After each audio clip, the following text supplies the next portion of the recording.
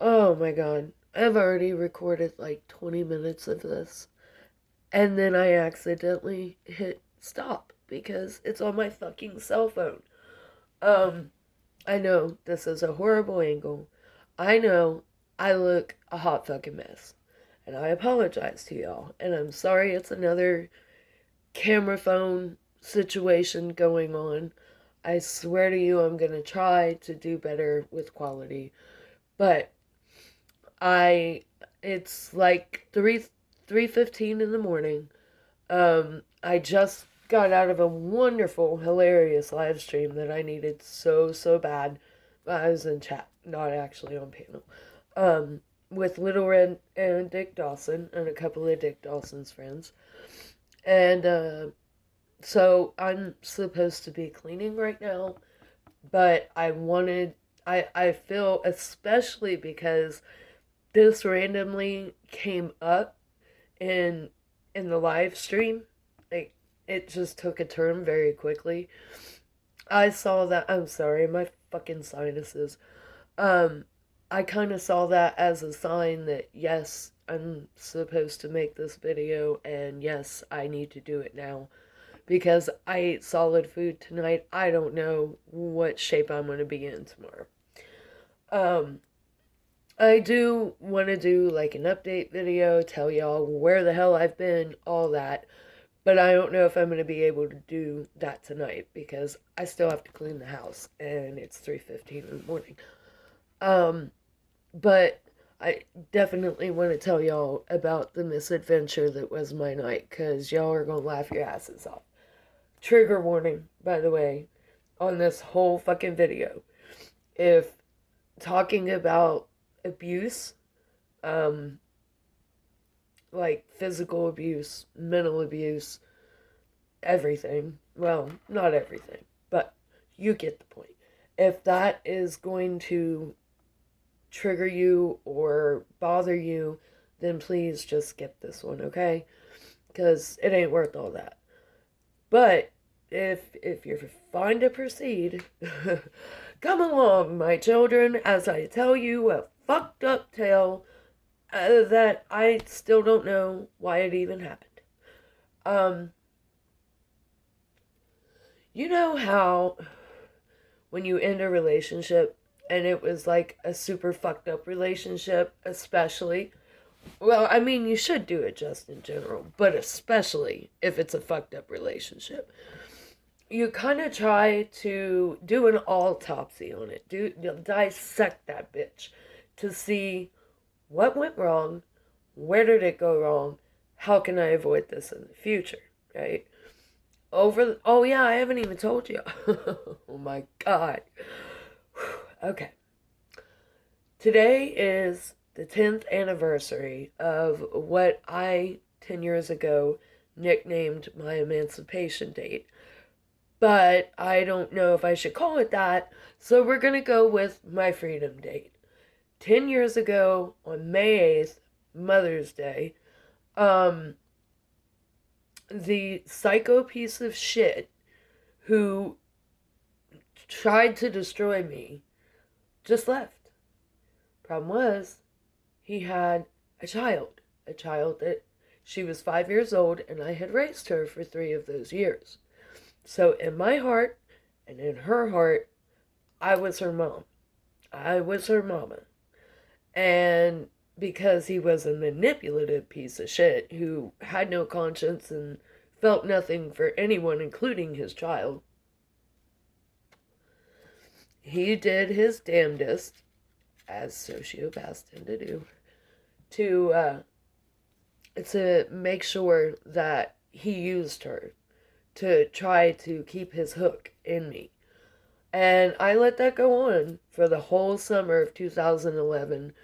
I let the whole thing fuck up my head. I tried repeatedly, because he wasn't the brightest bulb in the box, to talk him into just signing his rights away to me because he did not participate in taking care of her at all. Unless, because she had an open CPS case when we got her, there was a therapist or a counselor that would come to the house like once a month and CPS and the Guardian ad Litem would all come and visit periodically. When they came, he was fucking Father of the Year, buddy. Couldn't answer any questions about her because he lived in the same house with her and knew nothing about her because he laid in bed all day. While me, that was the time that my Crohn's had gone ape shit. I was severely dehydrated. I went weeks without food. I would pass out. I started having seizures a year before that. And I was the parental figure in this child's life. Um, but yeah, he, of course, used her against me, and I let that go on for a whole summer, and then, well, I'll get to all that.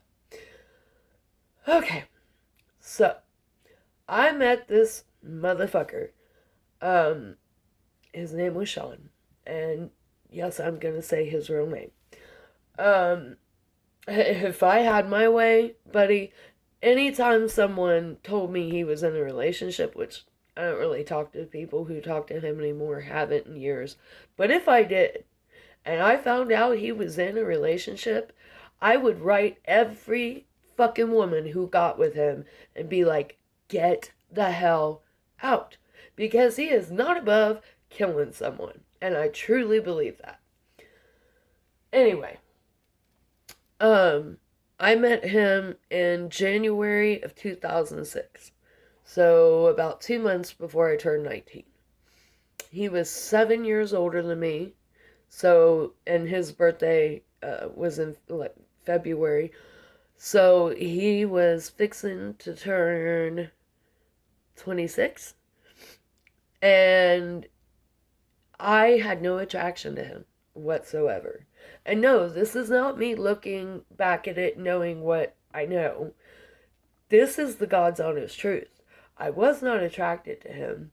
He was kind of funny, but he was also super annoying, very unpredictable, and there was just something about him. You know how you get that feeling from a person that you're just like, oh, God, I need to go take a shower after being around you, motherfucker.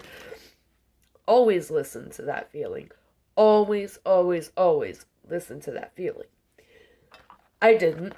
I let a person who I looked at as family at the time, his friend, who I met him through, I let her basically kind of bully me into going on a date with him because she, like, set up the whole fucking date with him and didn't talk to me until after the date was set up.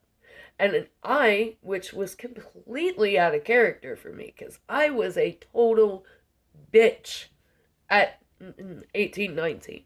Especially to men. I had zero time for their bullshit. I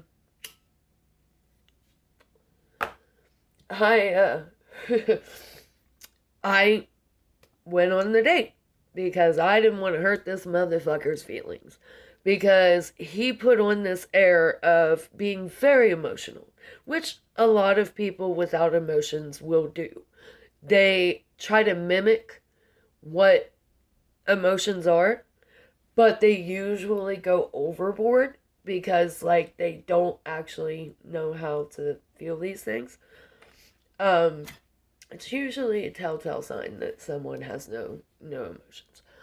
Anyway, so I went on this fucking date with him and somehow let him talk me into, like, being with him. And again, I had no physical attraction to this guy at all.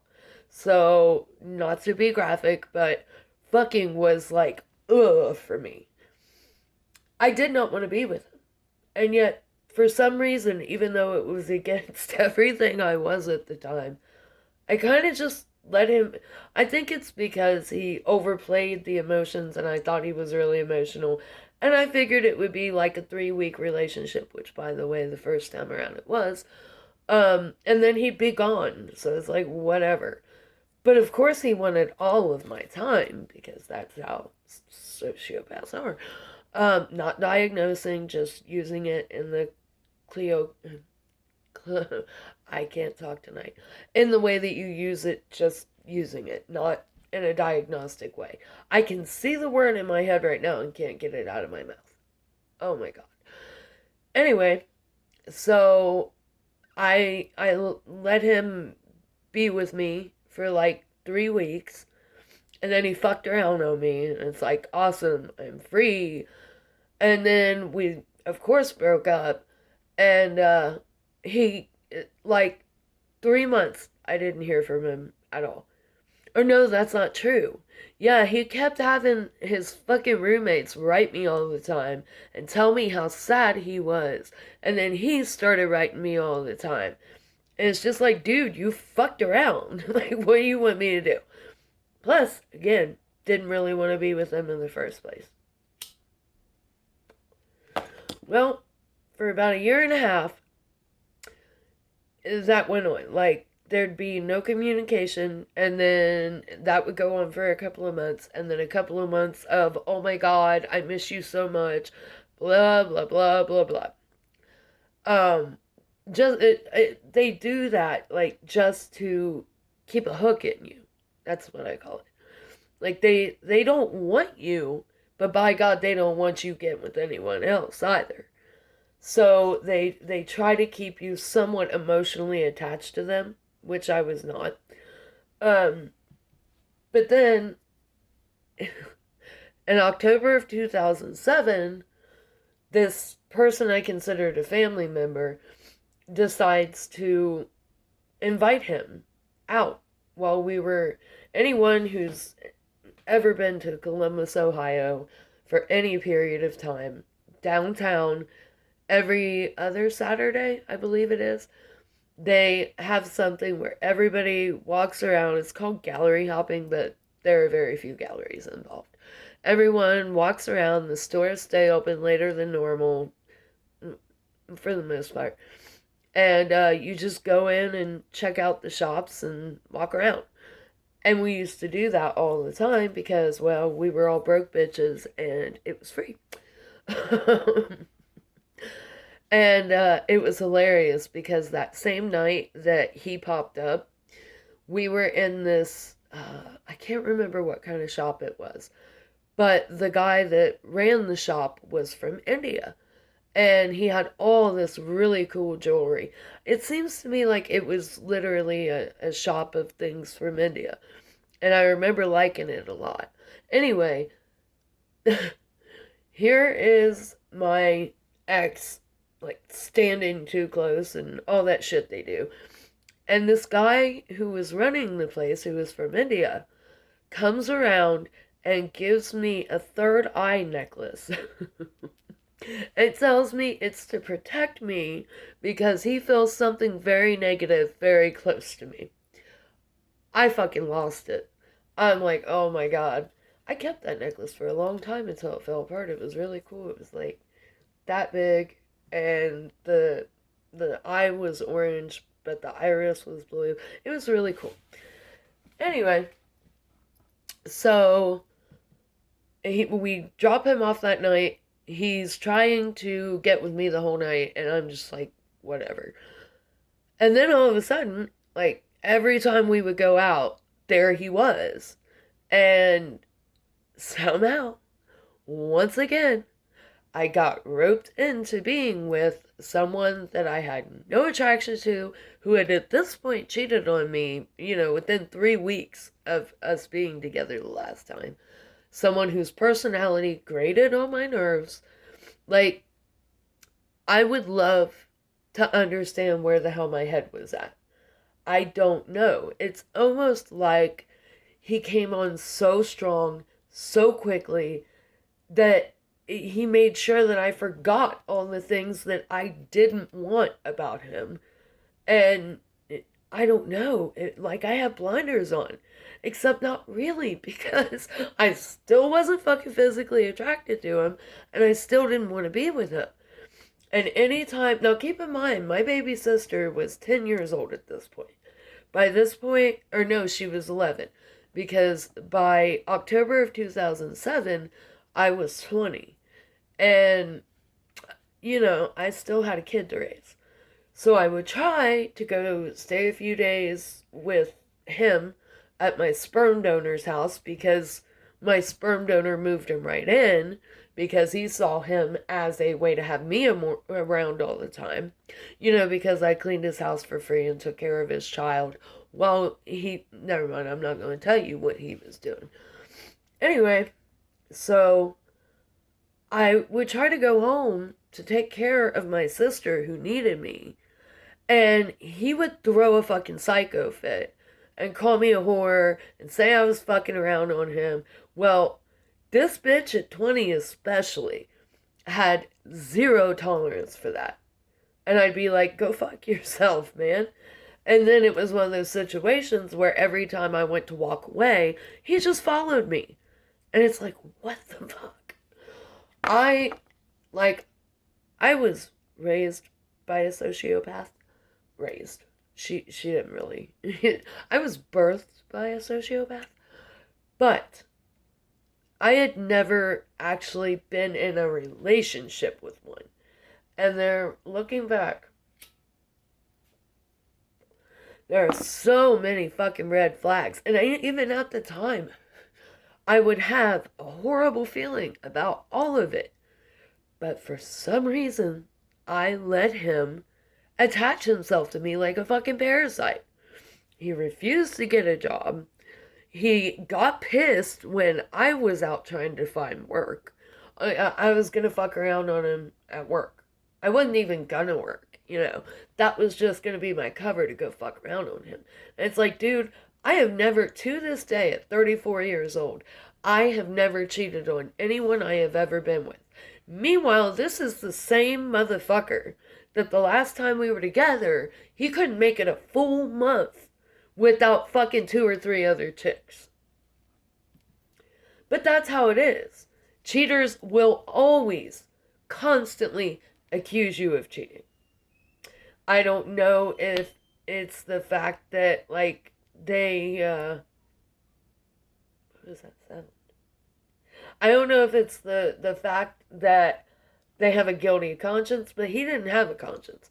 Maybe it's just, well, if I'm out doing it, surely this person's out doing it. Because people like that they have no perspective but their own because they lack empathy. Anyway, so he just kept following me. And we got about a year in, I want to say. And we moved in with my mother. I'm still trying to find a job paying hell every time I put in applications, let alone go to an interview. And what is that sound? Anyway, I'm trying to find a job. This lesbian couple, moves across the street from me. And, oh my god, you scared the hell out of me. Am I interrupting something? I'm making a video. Oh, I'm sorry. And I don't edit anything, so if you want to come say hi, you might as well. Why are you awake? I couldn't sleep. Well, what the hell's up with that? Y'all, for any of my new people who have never seen him, this is my wonderful husband who's not a psycho piece of shit. Yay! I improved. I'm gonna fuck you up. Good. He's joking, y'all. It's okay. Anyway, so he comes with me I thought they were nice at the time. Lesbian couple moves across the street from me, and they have a little girl. And the little girl is my baby sister's age, and they start playing together. And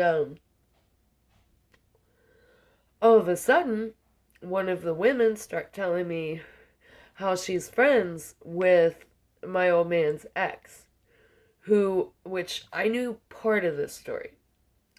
I knew that she had had him arrested for domestic violence. But I was told by someone, again, that I considered a family member, no, she confessed to me that it was all just to see him go to jail because he left her. Now, I would not have believed it had it come out of his mouth, because that's the type of shit they all say. It's just like rapists, oh no, I was peeing in public. Same shit. Um, but I believed it because it was coming from someone that I thought of as a family member, someone that I trusted would not, let me be with a psycho abuser. And she starts telling me, like, no, he really hurt her. And I did not realize that he had a warrant out. And that warrant was like 3 months away from expiring because it had almost been 10 years, right? This woman gives the wife, the ex-wife, the information on where he's at. The ex-wife calls the cops to come get his ass. Now, about 3 days before that happened, oh, yeah, I forgot that part.